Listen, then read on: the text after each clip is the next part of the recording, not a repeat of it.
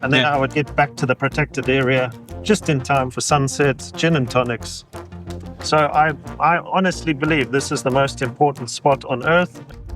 Basically, I worked on lions, studied lions for a few years. Yeah. And my specialty was the mitigation of the conflict between people and lions, specifically livestock owners. Yeah.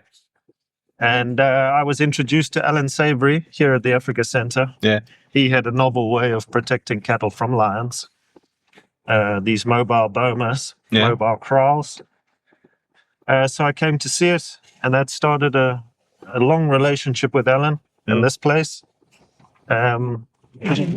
Realizing that the mobile kraal was just the tip of the iceberg. If we really wanted to tackle human-wildlife conflict, then we needed to regenerate landscapes. Landscapes dying was basically the root cause of conflict. The more a landscape dies, the less opportunities there are for wildlife and people. So they have to concentrate on even smaller areas. On smaller resources, finite resources. So my wife and I came to understand that if we wanted to mitigate conflict with wildlife, we needed to make landscapes more abundant. And holistic management offered us the greatest opportunity to do that. So we started a long relationship with the Africa Center, and we ran our own organization. And so my job and my wife, we lived in the national park, and when a cow was killed, I would get a report, and I would go to the area, outside the protected area, and speak to people about how, in what circumstances was this cow killed by this lion. I would record all that data. I would tell them what they did wrong and how they could avoid this the next time. And then I would get back to the protected area just in time for sunset, gin and tonics, sitting with lions. And it never sat well with us that we weren't living it. We were trying to get people to change their behavior, but we didn't fully understand what it was like to live with lions. So our chief, our local chief, he had always made me the offer, come and live with us, which is very unusual. White people, as sad as it sounds, white people in Zimbabwe don't live with black people in the rural areas. It's still kind of separated, right? 40 years after independence, it's just not done. Yeah, but you were invited. We were invited, and to be honest, it's so extreme. Such an extremely unusual idea. I laughed at it at the beginning because it's just not done. But gradually, my wife and I, as we came to understand, we needed to, in order to teach people and to get people to change their behavior, we needed to know what we were talking about in the first hand. Yeah, well, yeah, sounds fair. Sounds fair, yeah. So we accepted the chief's offer against predators, but during the day, we have herders. Herders, okay. So we have men that... They're mimicking the predators. They mimic, yeah, exactly. Their job is the most important in the landscape because they are the predators. They are the ones moving the cattle. They are the ones keeping the cattle condensed, changing their behavior. Again, one of the key insights was that it's not just enough to move animals around. You've got to get them to panic occasionally. You've got to get them to tear up the ground while they're fighting. You've got to get animal disturbance on the soil to break the soil cap to allow the water cycle to... So this is what the herders can do.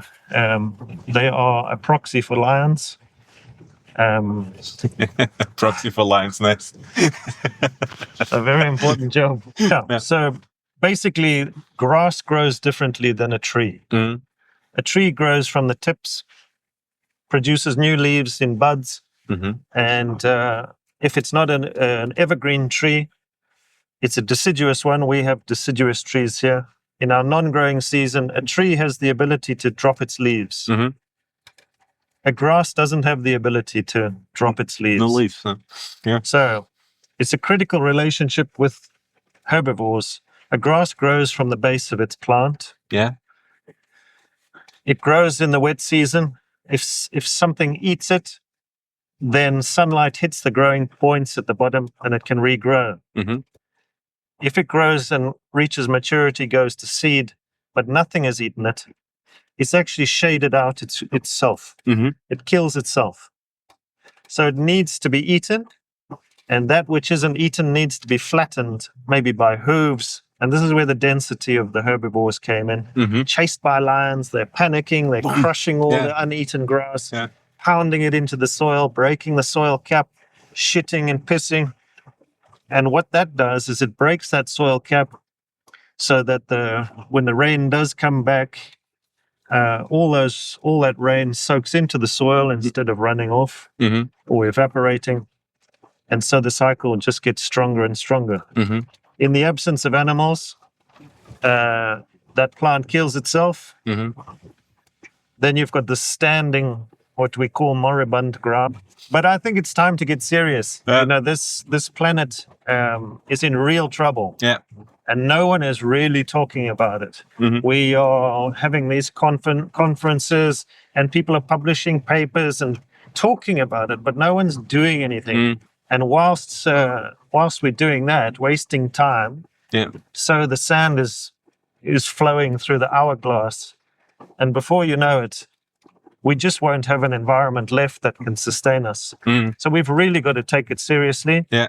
And as Allan said at the end of his TED talk, this is the most hopeful message that he could give. He said it's not a doom and gloom message. It's the most hopeful message. This is humanity's salvation.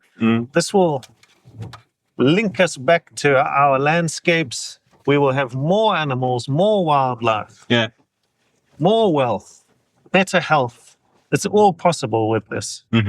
But, we've got to shit or get off the pot because we're just sitting around and watching everything come to an end. Yeah. They say humanity started somewhere in Africa. Yeah. So you say humanity can be saved from Africa. I'm not sure if Allan mentioned it in his interview, but the first sign of desertification and enemy number one is bare ground. So I've stopped here because this is one of the few patches of bare ground we're going to find on 3,200 hectares of land. Yeah, I can tell. You can tell. Yeah. Look at that patch there. And what's happened here, it was either a fire break or burning fire breaks. They've lost control of it in the past. So what you've got now is a bare patch. And this is a great example to talk about the importance of ground cover, perennial grasses, but mostly that ground needs to be covered. Look at the cracks here. So we're at the tail end of our wet season. We had a bit of rain last night, which is unusual. But you can see how the ground is already, because it's bare, the previous rain wet the soil, and then because it's exposed to the wind, we can feel the breeze on us now, and it's exposed to the sun. This bare ground dries up quicker than it will where it's covered with plants. And that's massively important because across 2/3 of the world's surface, if bare ground is losing moisture at that level, can you imagine just the loss of potential in terms of food production, wildlife, biodiversity, just in the moisture loss, let alone the fact that there should be plants of all sorts of diversity here. This was created by fire. As I said just now, humans have used fire as a management tool to get rid of grass that hasn't been eaten. In the absence of masses of herds of animals, we have to light it. We set it on fire. But look what it creates. It creates big distances between grass plants, bare soil that desiccates quicker. You get runoff from rain. It takes away the topsoil, clogs your dams. You lose all that fertility. Whereas if we step into an area which was managed with the livestock and hasn't been burnt, you'll see the difference.